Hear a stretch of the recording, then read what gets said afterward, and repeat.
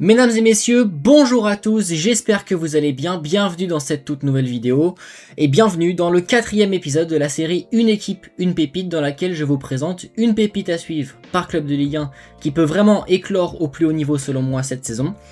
Aujourd'hui, vous l'avez vu au titre, nous prenons la direction du club doyen de la Ligue 1, Le Havre. Alors on le sait, Le Havre c'est l'un des meilleurs centres de formation de France, on pense notamment à Steve Mandanda, Riyad Mahrez, Ferland Mendy, bref tout ça pour vous dire que encore une fois aujourd'hui ça n'a pas été simple de choisir une pépite à présenter dans cette équipe havraise tant elle regorge de talent, mais vous allez voir que le joueur que j'ai choisi de présenter aujourd'hui a même une chance de commencer la saison en tant que titulaire. Donc voilà, installez-vous confortablement, c'est parti, on décrypte ça ensemble. Et le joueur que j'ai choisi de vous présenter aujourd'hui n'est autre que Enzo Coffy. Pour faire une petite présentation rapidement, c'est un Français de 20 ans, formé au Havre. Il joue en tant que latéral gauche, il est gaucher, il mesure 1m83.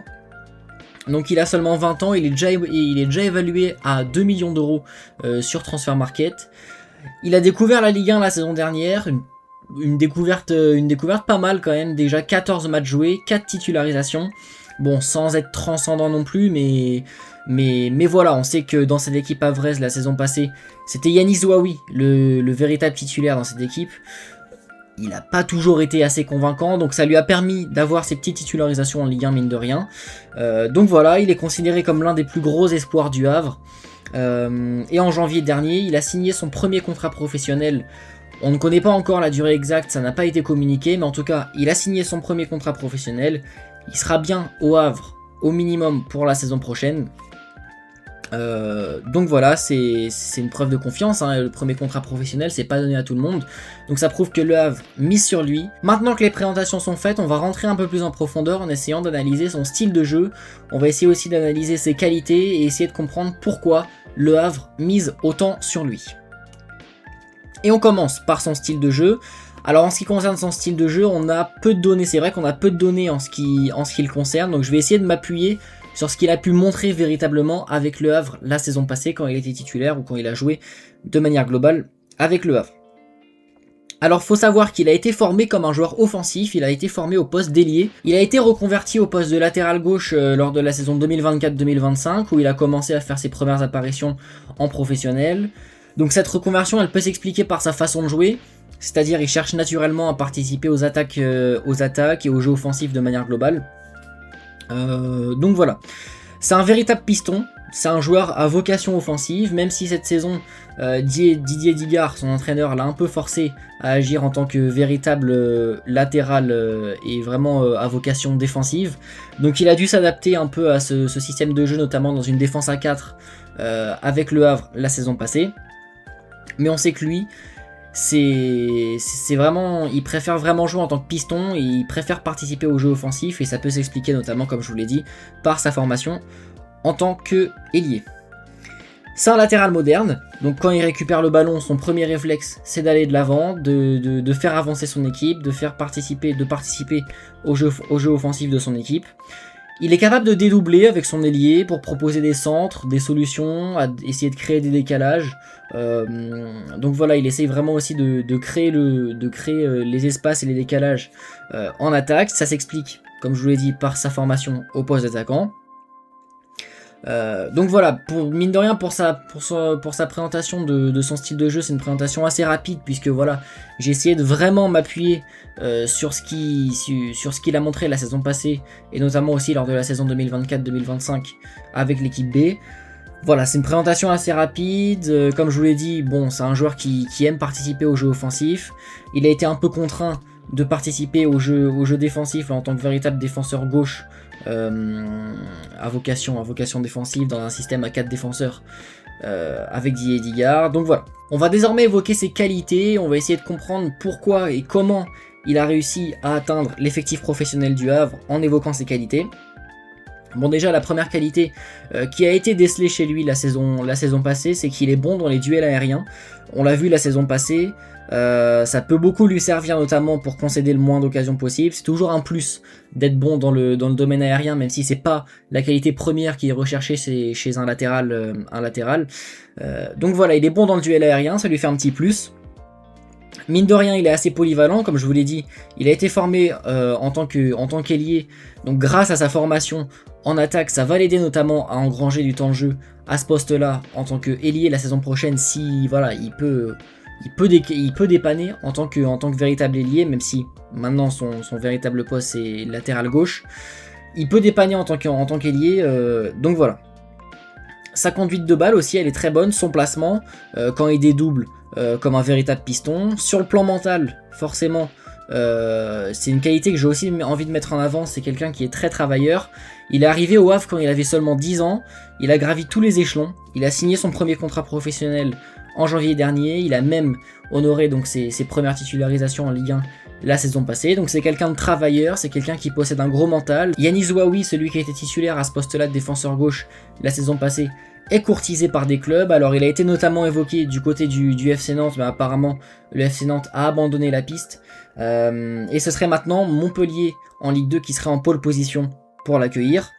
Donc si Yanis Zouaoui est amené à partir, voilà, ça laisse le poste de défenseur gauche vacant à Enzo Kofi, qui dans cette équipe havraise se retrouverait comme le seul joueur qui serait capable de jouer à ce poste-là. Donc faut voir si le Havre va recruter un autre joueur. Donc voilà, mine de rien, il pourrait être en concurrence avec un joueur la saison prochaine autre que Yanis Zouaoui. C'est possible que le Havre recrute un autre joueur en cas de départ de Yanis Zouaoui. Et puis pour ce qui est de ses qualités, j'avais aussi envie de mettre en avant sa capacité d'adaptation. C'est-à-dire que, comme je vous l'ai dit, il a été formé dans un poste offensif, il a été replacé cette saison en tant que véritable défenseur gauche, il s'est mis au service du collectif. C'est Didier Digard un peu qu'il a un peu forcé, comme je vous l'ai dit, à jouer à ce poste-là. Il a été un peu contraint quand les performances de Yanis Zouaoui étaient un peu moins bonnes et quand le Havre n'avait personne d'autre. Voilà, c'est lui qui s'est dévoué pour jouer à ce poste-là de défenseur gauche. Donc mine de rien, c'est une preuve de confiance accordée par son entraîneur Didier Digard. Donc si on résume un peu ses qualités, il est bon dans les duels aériens, ça va lui servir à l'avenir. Il est polyvalent, ça va l'aider à engranger du temps de jeu la saison prochaine notamment, pourquoi pas en tant qu'ailier. Sa conduite de balle et son placement sont très très bons, notamment quand il dédouble comme un véritable piston avec son ailier. Sur le plan mental, quelqu'un de très travailleur, et puis sa capacité d'adaptation qui a été décelée chez lui, notamment la saison passée. Donc voilà, maintenant qu'on connaît un peu plus en profondeur le joueur, on va essayer d'analyser pourquoi, selon moi, il peut vraiment exploser au plus haut niveau. Selon moi, il peut vraiment rentrer comme vraiment dans une rotation et pourquoi pas jouer un peu plus la saison prochaine, selon moi. Donc voilà. Déjà, pourquoi il peut exploser? Premièrement, comme je vous l'ai dit, il a un contexte qui est favorable, possible départ de Yanis Zouaoui qui était évoqué à Nantes et qui finalement devrait s'engager du côté de Montpellier, même si encore, je le rappelle, rien n'est fait, ce ne sont que des rumeurs. Il pourrait donc se retrouver directement propulsé titulaire la saison prochaine en cas de départ de Yanis Zouaoui, et si dans le même temps le Havre recrute personne d'autre au poste de latéral gauche. C'est une possibilité, bon ça semble un peu tiré par les cheveux pour le moment, mais c'est une possibilité à ne pas exclure. Didier Digard lui fait confiance, comme je vous l'ai dit, voilà. Le fait de le repositionner au poste de latéral gauche, alors que ce n'est pas vraiment son poste préférentiel, lui qui a été formé comme un véritable ailier, c'est une preuve de confiance. Voilà, aussi, mine de rien, son premier contrat professionnel qu'il a signé en janvier dernier, c'est une preuve de confiance. Ses premières titularisations en Ligue 1, voilà, les qualités, il les a. J'ai le souvenir de lui d'un match face à Strasbourg, c'était Strasbourg-Le Havre, cette saison, où il aura fait notamment, ça aurait été sa première titularisation en Ligue 1. Il aura livré un match de haute qualité face à l'ailier Diego Moreira du Racing Club de Strasbourg. C'est pas n'importe qui, Diego Moreira, c'est un des meilleurs dribbleurs, l'un des meilleurs ailiers de notre championnat. Il a vraiment livré une grosse prestation, je crois qu'il aura hérité de la note de 7 sur 10 dans les journaux. Donc voilà, on rappelle aussi que le Havre, c'est un club qui sait mettre dans les meilleures conditions ses jeunes. Une progression qui est linéaire aussi, on le sait, la saison dernière, ça a été un peu la saison d'adaptation pour Enzo Kofi. C'était 14 matchs joués, donc 4 titularisations. Il aura découvert le plus haut niveau. Ce qui est bien, c'est que c'est pas non plus une petite découverte de la Ligue 1, c'est-à-dire 4 titularisations, c'est quand même bien. Dû aux mauvaises performances de Yanis Zouaoui, comme je vous l'ai dit. Donc voilà. Et mine de rien, c'est aussi un profil qui est assez recherché dans le football moderne. Il a été formé au poste d'ailier, donc il a des qualités offensives. Ce qui est bien, c'est qu'il peut s'adapter à chaque système. On sait que dans le foot moderne, aujourd'hui, il y a de plus en plus d'équipes qui jouent avec un système de défense à 5, notamment avec 2 pistons sur les côtés. Ça peut être un atout à un moment ou un autre de sa carrière, quand il sera amené notamment à pourquoi pas changer de club, ou pourquoi pas même au Havre, hein, on sait pas, ça se trouve la saison prochaine le Havre va évoluer avec une défense à 5 et des pistons, donc on sait pas. Hein. Donc voilà, sa formation au poste d'ailier aussi, ça va lui servir dans sa carrière future, quand il sera sûrement amené à jouer dans une défense à 5, en évoluant au poste de piston. Donc si on résume un peu la situation, il y a une possible ouverture dans la hiérarchie avec le possible départ de Yanis Zouabi.